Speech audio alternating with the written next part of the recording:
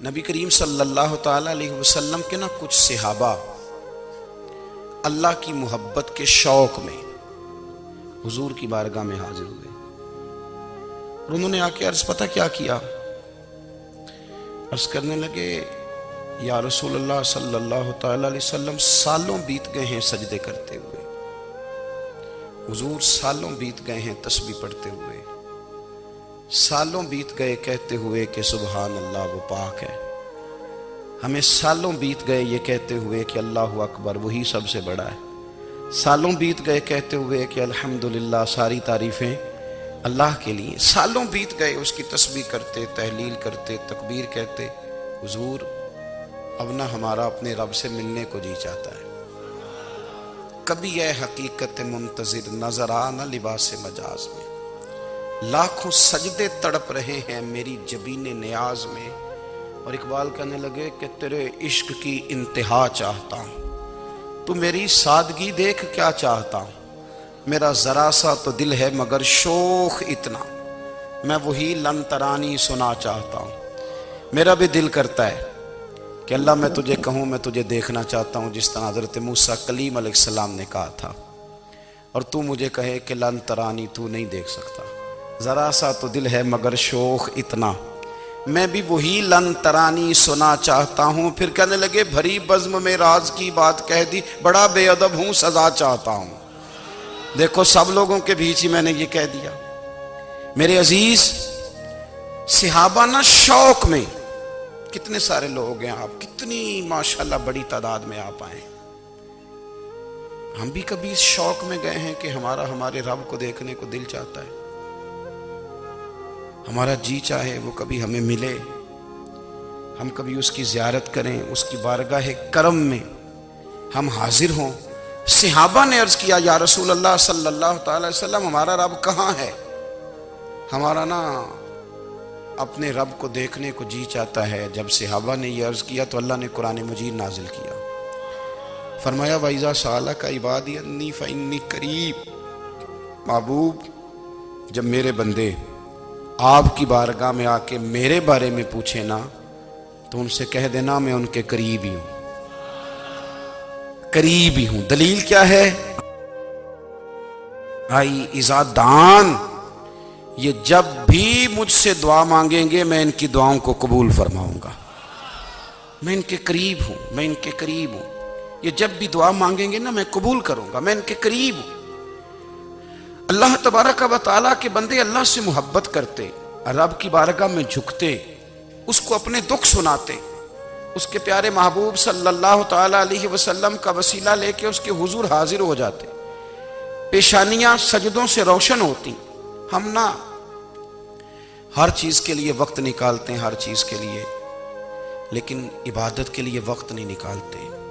ہر شے آباد ہے، ہر شے، ہماری فیس بک بھی آباد ہے، واٹس ایپ بھی آباد ہے، ہمارے ٹویٹر بھی آباد ہیں، ہماری ہر چیز آباد ہے، سب سے کم آباد ہمارا مصلی رہ گیا ہے، سب سے کم۔ وہ لوگ اب ڈھونڈنے سے ملتے ہیں جن کی بغل میں مصلی ہوتا تھا۔ میرے بھائی آپ کتنا کو دنیا کے پیچھے بھاگو گے تھکا دے گی، کتنا دولت کے پیچھے بھاگو گے تھکا دے گی۔ آپ جب اپنی زندگی میں جمع تفریق کرو گے نا تو مرتے وقت احساس ہوگا کہ سارا کچھ تو لوگوں کے لیے کیا، اپنے لیے تو کر ہی کچھ نہیں سکے۔ اور ہم عبادت کے معاملے میں بہانے بازی بھی کرتے ہیں، ہم کہتے ہیں اوہو رزق کمانا بھی تو عبادت ہی ہے نا، میں حلال روزی کے لیے جا رہا ہوں یہ بھی تو عبادت ہے نا۔ میری طرح کے لوگ کہہ دیتے ہیں کہ میں سویرے اٹھ کے مدرسے میں کچھ اسباق دیکھتا ہوں تو یہ بھی تو عبادت ہے، میں بیان کرنے کے لیے مطالعہ کرتا ہوں تو یہ بھی تو عبادت ہے نا، اتنے لمبے سفر کر کے ملک میں دنیا میں گھومتا ہوں تو یہ بھی تو میں عبادت ہی کر رہا ہوں۔ اب اسپیشل نفلوں کے لیے وقت کس طرح نکلے، اسپیشل کر کے تسبیح میں کیسے چلاؤں، میں سارا کچھ ہم بہانے بنا لیتے ہیں نا۔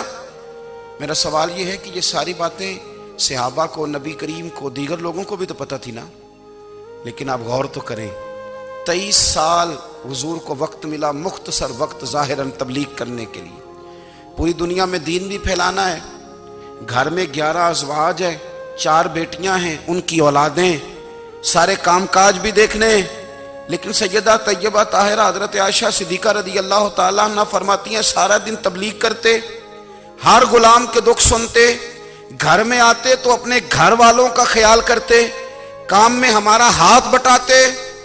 قربان جاؤں، کہتی ہیں زمانہ سارا سو جاتا لیکن آمنہ کے لال مصلی بچھا لیتے۔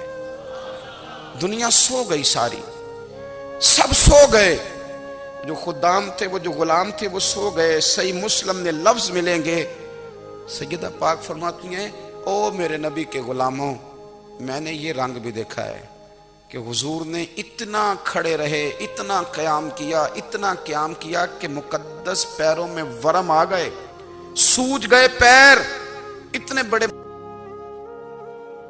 دل پہ ہاتھ رکھ کے نہیں بتا سکتا کہ میرے کبھی نماز میں پیر سوج گئے، کوئی نہیں بتا سکتا۔ بچوں کی روٹی کماتے تھک گئے بات الگ ہے، ہم سیر کرنے گئے تو تھک گئے بات الگ ہے، لیکن عبادت میں یہ بھی تو مسلم شریف ہے نا، یہ بھی تو دین ہے نا، یہ بھی تو حضور کی سنت ہے، یہ بھی تو وہ چیز ہے جو کریم کی آنکھوں کی ٹھنڈک ہے۔ سیدہ فرماتی ہیں پیروں میں ورم آ گئے، اور ساری رات ہی حضور نے نماز پڑھی اور ایک ہی آیت بار بار دہرائی۔ مسجد نبوی میں بلال حبشی نے فجر کی اذان دے دی اور حضور ابھی مصلی پہ تھے، کریم فارغ ہوئے۔ میں نے عرض کی یا رسول اللہ صلی اللہ علیہ وسلم، آپ کے تو صدقے اللہ اگلے پچھلوں کے گناہ معاف کرے گا، تو آپ اتنی آہوزاری کیوں فرماتے ہیں؟ آپ تو شفیع ہیں، آپ تو انبیاء کے امام ہیں۔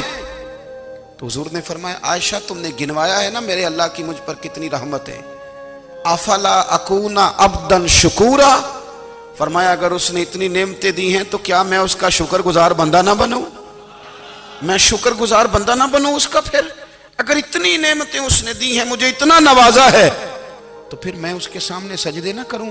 او میرے بھائی، بڑے قابل فخر لوگ ہیں ہم کہ ہم نبی پاک کے غلام ہیں، ہم قابل فخر ہیں کہ نبی کریم کے غلام ہیں۔